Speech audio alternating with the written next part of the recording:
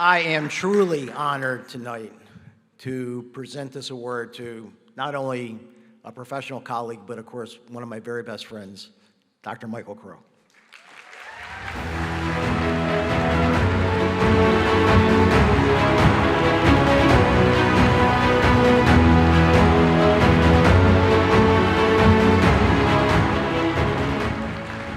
You know, I appreciate it.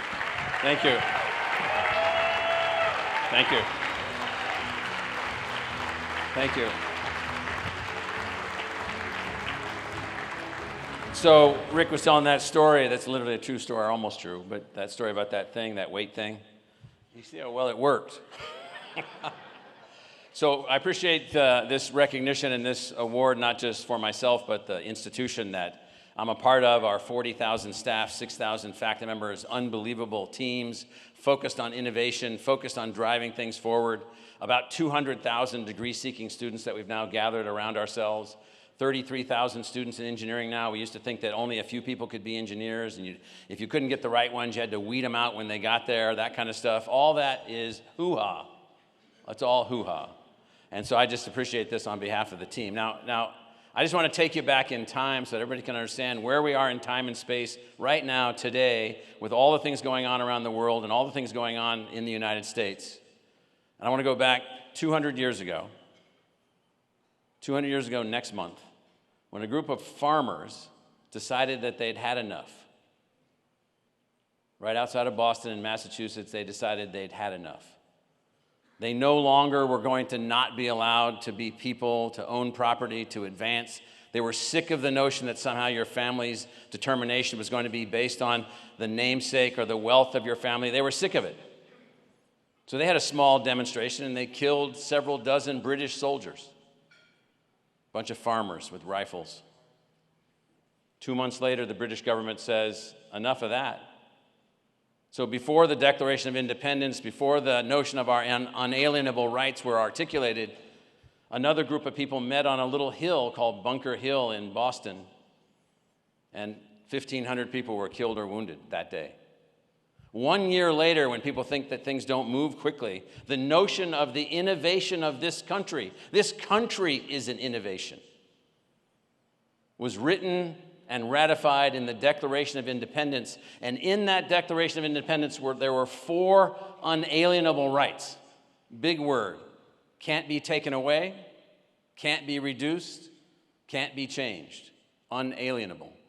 Life, liberty, the pursuit of happiness, and property. The ability for you to own things, to advance things, to be a capitalist, to own your invention, to build your company without interference by other people who had some sort of landed property right that you weren't born with. Those 4 unalienable rights helped our friend Mr. Edison to do 100 years later all the things that he was able to do. Helped our country to take off and move in directions that are literally unbelievable, the things that have been achieved in this country. Jensen's an immigrant from an immigrant family. My family immigrated here in the 1640s. We've been here a long time. We're all immigrants. We all come in from all these places, and we come into this country, and what's here is this notion of those 4 rights. Unalienable, protected. They have to be fought for. They have to be advanced. Now, what we've been doing in the job that I have as the team leader, quarterback for this massive university out in Phoenix, trying to build a new thing that we call the New American University. What we're trying to do is we're trying to say, what kind of university would America build if they didn't use the British model or the German model or some other model which still has this tinge of where your family fund makes a difference, which still has a little bit of the notion that somehow excellence is a function of how many people you keep out. Excellence is not a function of how many people you keep out. Excellence is not a function of that.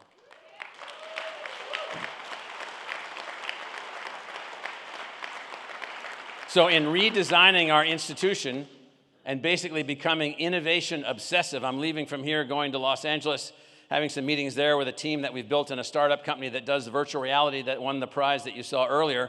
going from there down to San Diego, where we're hosting with GSV, the ASU GSV EdTech Summit for the 16th year in a row. Why would a university be holding an ASU GSV Educational Technology Summit, the largest summit in the world related to education, in San Diego?